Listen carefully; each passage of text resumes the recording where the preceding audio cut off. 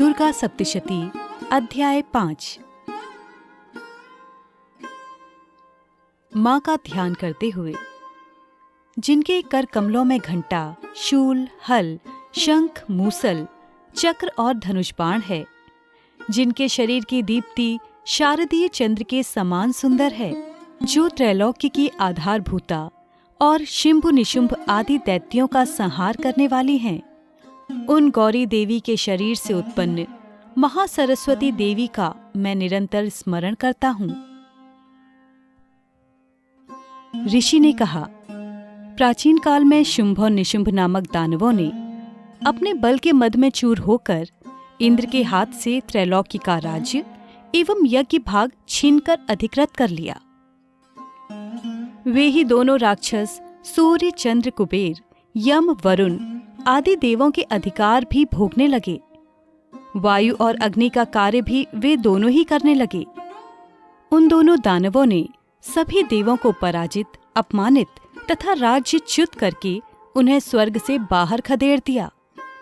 उन दोनों बलशाली असुरों से अपमानित होकर देवताओं ने अपराजिता देवी का स्मरण किया। उन लोगों ने सोचा कि जगदम्बा ने हम लोगों को प्रसन्न होकर वर प्रदान किया था कि संकटापन्न स्थिति में तुम्हारे स्मरण से मैं तुम्हें संकट मुक्त कर दूंगी।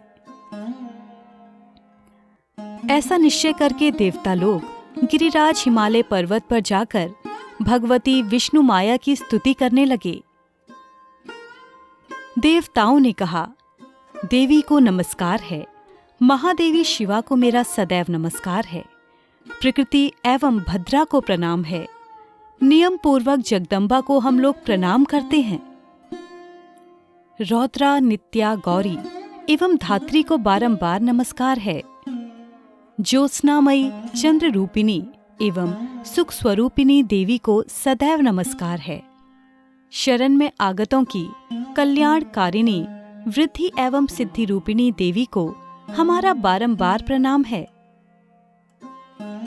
नेश्रति, राक्षसों की लक्ष्मी, राजाओं की लक्ष्मी तथा शर्वाणी स्वरूपा जगजननी को हम प्रणाम करते हैं।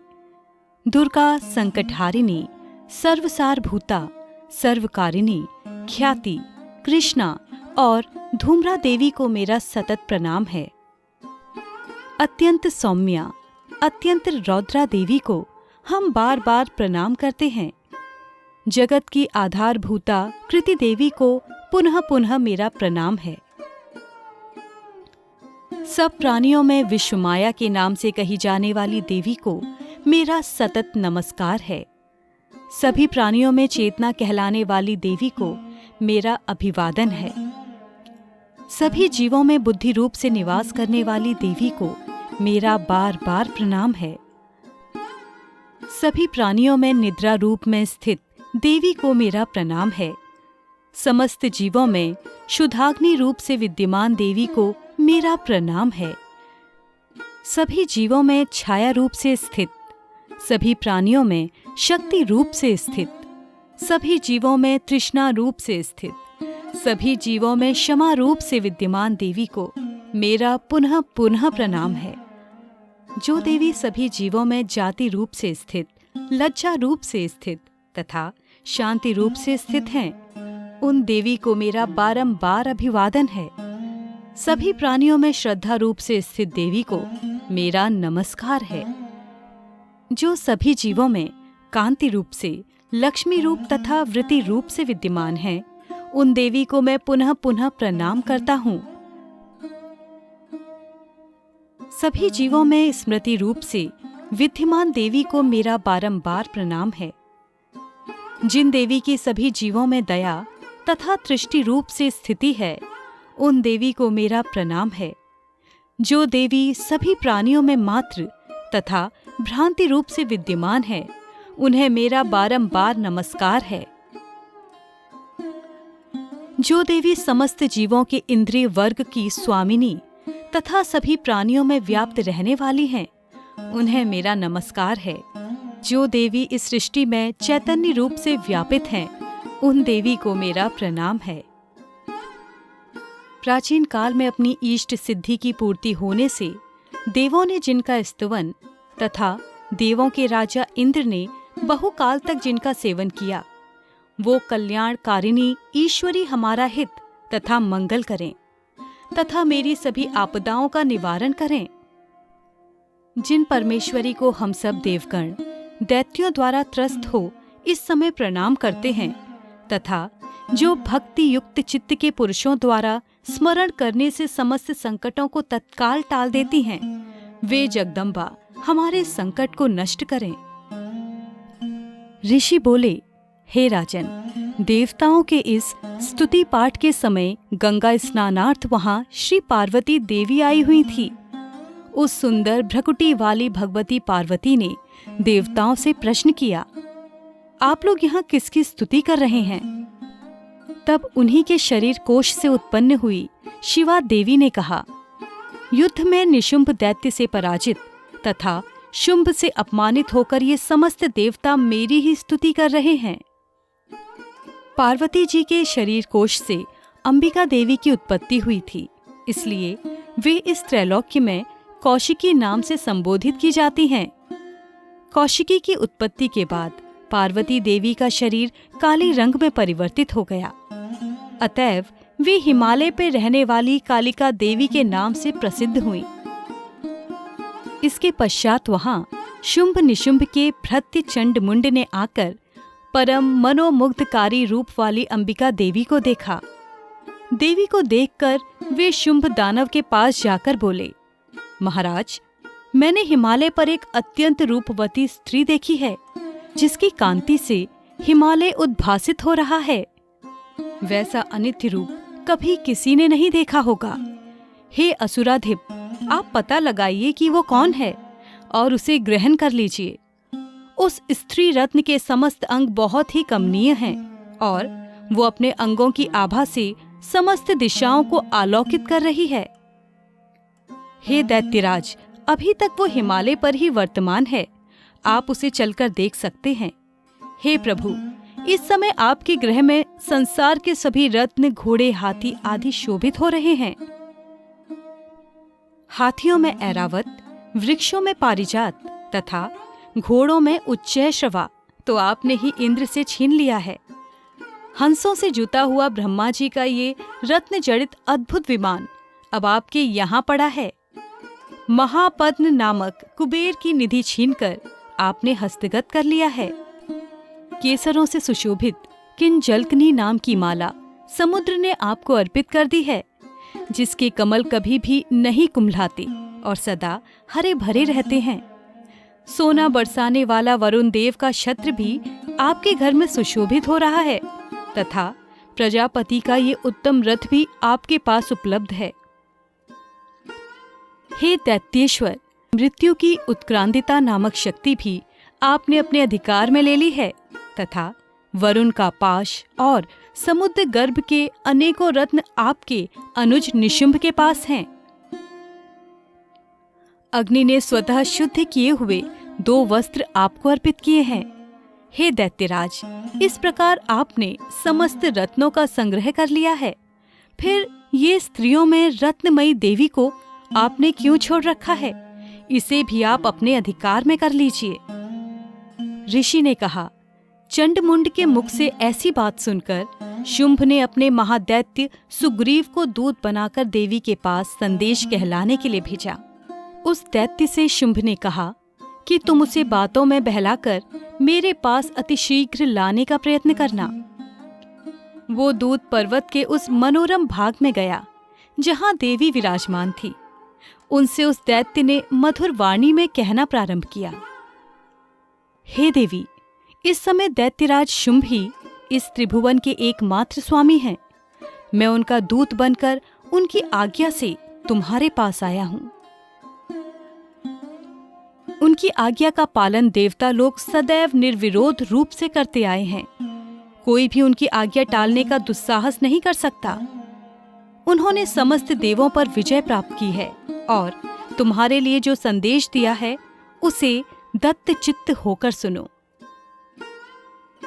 समस्त विश्व मेरे अधीनस्थ है। देवता भी मेरी आज्ञा का पालन करते हैं। संपूर्ण यज्ञांशों को मैं ही भिन्न भिन्न रूप से ग्रहण करता हूँ। तीनों लोकों के श्रेष्ठतम रत्न सभी मेरे अधिकार में हैं। देवराज इंद्र का वाहन श्रेष्ठ रत्न ऐरावत नाम का हाथी मेरे पास है। क्षीर सागर के मंथन काल में उत्पन्न अश्वरत्न उच्चैः श्रवा को अब देवताओं ने मुझे अर्पित कर दिया है। हे सुंदरी, इन पदार्थों के अतिरिक्त और भी जितने अमूल्य रत्न या पदार्थ देवों, गंधर्वों या नागों के अधिकार में थे, वे सब अब मेरे पास उपलब्ध हैं। हे देवी, हम लोग तुम्हें स्त्रियों में रत्न मानते हैं, अतएव तुम हमारे पास आओ, क्योंकि उन अधिकृत रत्नों का उपभोग करने वाला एकमात्र मैं ही हूं। हे चंचल चितवन वाली सुंदरी, तुम मेरे या मेरे भाई महापराक्रमी निशुंभ के पास रहकर दुर्लभ सुखों का उपभोग करो, क्योंकि तुम रत्न स्वरूपिणी हो। मेरा वरण करके तुम अतुल संपत्ति तथा ऐश्वर्य की उत्तराधिकारिणी बनोगी। अपनी बुद्धि से ऐसा विचार कर तुम मेरी पत्नी बनना स्वीकार करो। ऋषि ने कहा। दूत के मुख से ऐसी उक्ति सुनकर कल्याणमयी भगवती जगधात्री दुर्गा मन में गंभीर भाव से मुस्कुराते हुए उस दूत से कहने लगी। देवी ने उस दूत को संबोधित करते हुए कहा, हे दूत, तुमने जो बात कही है वो बिल्कुल सत्य है, इसमें कुछ भी मिथ्या नहीं है। शुंभ तीनों लोकों का इस समय स्वामी और उसका भाई निशुंभ भी उसी के सदृश पराक्रमशील है। किंतु इस विषय में मैंने पहले जो प्रतिज्ञा ठान ली है उसे मैं किस प्रकार तोड़ सकती हूँ। मैंने अपनी अल्पज्ञता के कारण जो प्रतिज्ञा कर रखी है उसे तुम्हें सुनाती हूँ। मेरी प्रतिज्ञा है कि जो भी प्राणी मुझे समर में पराजित करेगा, जो मेरे अभिमान का खंडन करेगा तथा जो मेरे ही समान पराक्रमी तथा साहसी होगा, वही मेरा स्वामी बन सकेगा। इसलिए महादैत्य शुंभ या निशुंभ स्वयं ही जब यहाँ आकर मुझे पराजित कर दें तो मेरा विवाह उनसे हो सकता है। इसमें विलंब करना उचित नहीं है। तब देवी से दूत ने कहा, हे देवी, तुम मेरे सामने ऐसी अभिमानपूर्ण बातें न करो। इस ब्रह्मांड में ऐसा कौन है जो शुंभ निशुंभ के सामने खड़ा होने का साहस कर सके? अन्य निम्न कोटि के दैत्यों के सामने भी सारे देवता मिलकर युद्ध में पार नहीं पा सकते, फिर तुम अकेली स्त्री होके क्या कर सकती हो? जिन शुंभ आदि पराक्रमी दैत्यों के आगे इंद्रादि देवता भी भय के कारण युद्ध विमुख हो गए, उनके सामने तुम अकेली स्त्री होकर कैसे जा सकती हो? अतएव तुम मेरा ही कहना मानकर शुंभ निशुंभ के पास चलो। ऐसा करने से तुम्हारी महत्ता की रक्षा होगी, अन्यथा जब वे तुम्हारे केश पकड़कर बलपूर्वक घसीटते हुए ले जाएंगे, तब तुम्हें अपनी मर्यादा खो देनी पड़ेगी। दूत की बात सुनकर देवी ने उत्तर दिया, तुम्हारा कहना उचित ही है। शुंभ निशुंभ निसंदेह बलवान और पराक्रमी दैत्य हैं, किंतु मैं क्या करूं? मैंने पहले बिना सोचे समझे ही ऐसी प्रतिज्ञा कर ली है कि उसे कैसे भंग करूं। अतएव अब तुम वापस लौट जाओ और अपने स्वामी से मेरी कही हुई बातें आदर पूर्वक समझाकर कहो। उसके बाद वो जैसा उचित समझेंगे वैसा करेंगे। इस प्रकार मार्कंडेय पुराण के सांवर्णिक मनवंतर कथा के अंतर्गत देवी महात्म्य में वर्णित दूत संवाद नामक 5वां अध्याय समाप्त। जय मां दुर्गे। दुर्गा सप्तशती अध्याय 6 धूम्रलोचन वध। सर्वप्रथम मां देवी का ध्यान करते हैं। मैं सर्वज्ञेश्वर भैरव के अंक की निवासिनी परम श्रेष्ठ पद्मावती देवी की आराधना करता हूँ। वे देवी नागराज के आसन पर आसीन हैं।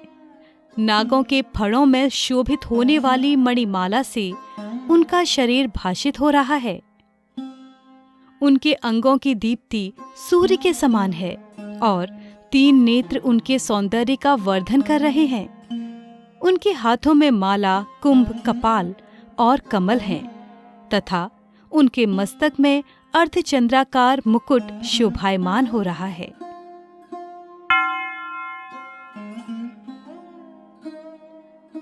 ऋषि कहने लगे, देवी के मुख से ऐसी बात सुनकर दूत को बहुत ही आश्चर्य हुआ और उसने दैत्यराज के पास जाकर विस्तार पूर्वक समाचार कहा। दूत से ऐसा उत्तर सुनकर वो दैत्यराज अत्यंत क्रोधित हो उठा और अपने सेनानायक धूम्रलोचन से कहा, धूम्रलोचन, तुम अति शीघ्र अपनी सेना के साथ जाकर उस दुष्टा स्त्री को केश बलपूर्वक खींचते हुए यहाँ उठा लाओ। उसका रक्षक यदि यक्ष, गंधर्व, देवता आदि कोई भी हो तो तुम उसे अवश्य ही मार डालना। तब ऋषि ने कहा, शुंभ का आदेश पाकर वो धूम्रलोचन अपनी 60,000 सेना के साथ वहां से तुरंत ही चल पड़ा। वहां पहुंचकर उसने हिमालय पे निवास करने वाली देवी को देखा और ललकार कर आदेश भरे स्वर में कहा, अरे, तू मेरे स्वामी शुंभ निशुंभ के पास चल। यदि इस समय तुम स्वेच्छा से मेरे साथ नहीं चलोगी तो मैं तुम्हारे केश पकड़कर घसीटते हुए जबरन तुम्हें ले चलूंगा। तब देवी ने उससे कहा, तुम दैत्यराज के आदेश से आए हो और तुम स्वयं भी बलवान हो तथा तुम्हारे साथ इस समय विशाल वाहिनी भी है। ऐसी अवस्था में यदि तुम मुझे बलात् भी ले चलोगे तो मैं तुम्हारा क्या बिगाड़ सकूंगी। ऋषि ने कहा। देवी के उत्तर से धूम्रलोचन उनकी ओर दौड़ पड़ा। तब देवी अंबिका ने हुम शब्द का उच्चारण करके उसे भस्मीभूत कर डाला। तत्पश्चात क्रुद्ध हुई उसकी विशाल सेना ने देवी पर आक्रमण कर दिया। फिर अंबिका और राक्षसी सेनाओं में तीक्ष्ण बाणों, शक्तियों तथा फरसों का युद्ध आरंभ हो गया। इतने में ही देवी का वाहन सिंह भी क्रोध से गर्जन करके अपने गर्दन के बालों को हिलाता हुआ असुरों की सेना में कूद पड़ा। उस सिंह ने कुछ राक्षसों को पंजों के खरोंच से, कितनों को अपने जबड़ों से विदीर्ण करके और कितनों को धराशाही करके ओष्ठ की दाढ़ों का प्रहार करके मार डाला। कितने दानवों का उस सिंह ने अपने नाखूनों से पेट फाड़ दिया। कितनों का सिर थप्पड़ मार मार कर धड़ से अलग कर दिया। कितनों की भुजाएं और मस्तक उसने काट खाए तथा अपने गर्दन के बाल हिलाते हुए उसने कितनों के ही पेट चीरकर उसने रक्तपान कर डाले। अत्यंत क्रोधित देवी के उस वाहन महाबली सिंह ने क्षण मात्र में ही सारी दानवी सेना का अंत कर दिया। शुंभ राक्षस को जब ये समाचार मिला कि युद्ध में धूम्रलोचन मारा गया और उसकी सेना सिंह के द्वारा नष्ट हो गई, तब वो अत्यंत कुपित हुआ। क्रोध में आकर उसके अधरोष्ट कंपित हो उठे। तब उसने चंडमुंड नामक 2 महाबली दैत्यों को आदेश दिया, हे चंडमुंड, तुम लोग अपनी विशाल सेना लेकर जाओ और उस देवी को घसीटकर अथवा उसे बांधकर पकड़ लाओ। यदि इस प्रकार उसका आना कठिन हो तो उस पर समस्त दानवी सेना के शस्त्रों का प्रहार करके वहीं पर वध कर देना। उस दुष्टा की हत्या हो जाने तथा सिंह के मारे जाने पर उस अंबिका को पाश से बद्ध करके यहाँ तुरंत ही लौटाओ। प्रकार मार्कंडेय पुराण के सांवर्णिक मनवंतर कथा के अंतर्गत देवी महात्म्य में वर्णित सेनापति शुंभ निशुंभ एवं धूम्रलोचन वध नामक 6वां अध्याय समाप्त होता है। जय मां दुर्गे। दुर्गा सप्तशती अध्याय 7। सर्वप्रथम मां का ध्यान करते हुए मैं मातंगी देवी का चिंतन करता हूँ। वे रत्नजटित सिंहनाद पर विराजमान होकर बोलते हुए तोते के मधुर शब्द को श्रवण कर रही हैं। वे श्याम वर्ण वाली देवी अपने एक पाद कमल पर रखकर मस्तक पर अर्धचंद्र धारण किए हुए हैं। कहार फूलों की माला पहने हुए वे वीणा वादन कर रही हैं। उनके अंग में कंचुकी कसी हुई है। वो लाल रंग की साड़ी धारण कर हाथ में शंख पात्र लिए हैं। उनके मुख पर मधु के हल्के नशे का आभास हो रहा है और उनके ललाट में बिंदी लगी हुई है। ऋषि ने कहा, इसके पश्चात शुंभ दैत्य के आदेश से वे चंडमुंड नामक दैत्य अपनी चतुरांगिनी सेना को अस्त्र शस्त्र से सज्जित करके चल पड़े। वहां पहुंचकर पर्वतराज हिमालय के स्वर्णमय शिखर के ऊपर सिंह पर आरूढ़ देवी को देखा। वे मंद हास्य कर रही थीं। उन देवी को देखकर दानवी सेना उन्हें पकड़ने के लिए झपट पड़ी। किसी राक्षस ने धनुष उठाया तो किसी ने म्यान से तलवार खींच ली और कुछ एक देवी के पास आकर खड़े हो गए। तब अंबिका ने उन पर अत्यंत क्रोध प्रकट किया। उस समय क्रोधानल में दग्ध होने के कारण उनका मुख काला दिखाई पड़ने लगा। उनकी भौएं तन गईं और वहां से विकराल मुखी काली का प्रादुर्भाव हुआ। उनके हाथ में तलवार और पाश था। वे चीते के चमड़े की साड़ी पहने नरमुंडों की माला से विभूषित होकर हाथ में विचित्र प्रकार की तलवार धारण किए हुए थीं। उनके शरीर का मांस सूखकर केवल अस्थि पंजर शेष रह गया था, जिसके कारण उनकी आकृति बड़ी ही डरावनी लग रही थी। उनका मुख बहुत विशाल था। जीभ लप लप करने के कारण वे बहुत ही भयंकर जान पड़ रही थीं। उनके नेत्र भीतर की ओर गड्ढे में धंसे हुए और रक्तिम थे। वे भयंकर गर्जना से सभी लोगों को कंपित कर रही थीं। वे कालिका देवी बड़े बड़े असुरों का वध करती हुई प्रबल वेग से आसुरी सेना पर टूट पड़ी और उन सबको अपना ग्रास बनाने लगी। वो देवी पार्श्व रक्षकों, अंकुशधारी महावतों, बड़े बड़े योद्धाओं और घंटाधारी कितने ही विशालकाय हाथियों को एक हाथ से पकड़कर मुंह में निगल लेती थीं। इसी प्रकार घोड़े, रथ और सारथी सहित रथी सैनिकों को मुंह में डालकर वे बहुत ही भयानक आवाज में चबा रही थीं। किसी के बाल खींचकर, किसी का गला दबोचकर, किसी को पैर तले रौंदकर और किसी को छाती के धक्के से भूमि पर गिराकर यमलोक भेज देती थी। दैत्यों द्वारा निक्षिप्त बड़े बड़े अस्त्रों को मुंह से पकड़कर दांतों से चूर चूर कर डालती थीं। काली ने उन बलशाली दुराचारी दैत्यों की समस्त सेना को मसल दिया। कुछ एक को खा गईं और कितनों को ही वहां से खदेड़ दिया। कोई तलवार की मार से मार डाले गए, कोई खट्टवांग बहुत बड़ी तलवार से पीटे गए और कितने ही नुकीले दांतों से पीस कर मारे गए। इस प्रकार देवी ने क्षण भर में उस आसुरी सेना का संहार कर डाला। ये देखकर चंड उन विकराल काली की ओर दौड़ पड़ा। फिर महादैत्य मुंड ने बाणों की वर्षा करके तथा हजारों बार प्रयुक्त चक्रों से उस भयानक देवी को ढक दिया। देवी के मुख से प्रविष्ट होते हुए वे अनेकों चक्र ऐसे जान पड़े मानो सूर्य के बहुत से मंडल बादलों में समा गए हों। भयंकर गर्जना करने वाली काली ने रोष में भीषण अट्टाहस किया। उस समय उनके विकराल मुख के भीतर कठिनता से दिखाई पड़ने वाले दांतों की चमक से वो अत्यंत उज्जवल दिखाई पड़ रही थीं।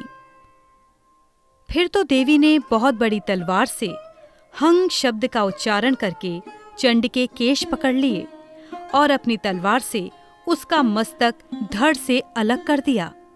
चंड को मरा देखकर मुंड देवी की ओर दौड़ पड़ा। तब देवी ने क्रोधित होकर अपनी तलवार के आघात से उसे भी धराशायी कर दिया।